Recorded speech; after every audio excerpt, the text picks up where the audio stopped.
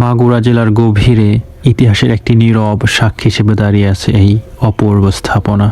This is the majestic ruins of Raja Sitaram Rai's palace. Yesterday I came to Magura to visit my younger sister's house, and today in the morning I just came to see that palace. This is called Raja Sitaram Rai Palace.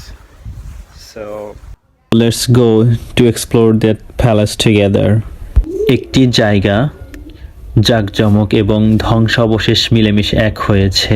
যে গল্প বলে তা হল এক বিদ্রোহী রাজা, তার অটল বিশ্বাস এবং সময়ের সাথে হারিয়ে যাওয়া এক স্থাপত্যিক কীর্তি। Today we are going to uncover the story of this forgotten legacy. প্রাসাদটি বুঝতে হলে প্রথমে জানতে হবে এর নির্মাতাকে। রাজা সীতারাম রায় ছিলেন একজন অত্যন্ত শক্তিশালী এবং ধনী জমিদার। বাংলার সপ্তদশ শতাব্দীতে যখন মুঘল সাম্রাজ্য শাসন চলছিল, he was not just a landlord, he was a rebel.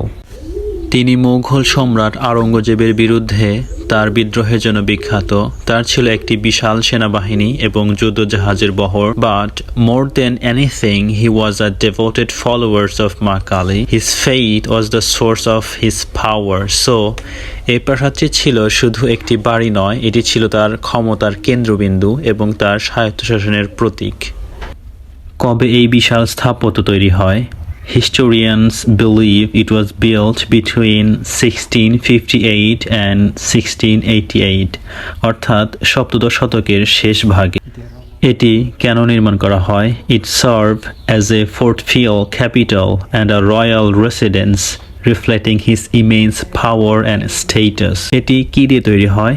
The main building materials is burned clay bricks, কিন্তু খেয়াল করলে দেখতে পাবেন এখানে আছে একটি অসাধারণ ফিউশন।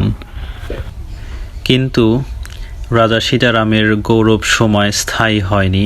মোগল আর্মির কাছে পরাজয়ের পর his kingdom fell and his magnificent palace began to fade into ruin. Centuries of neglect and forces of nature have left their mark.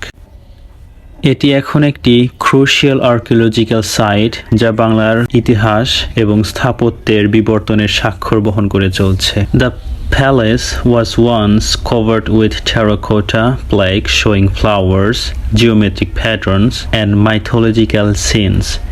It is a true testament to the skill of the craftsman.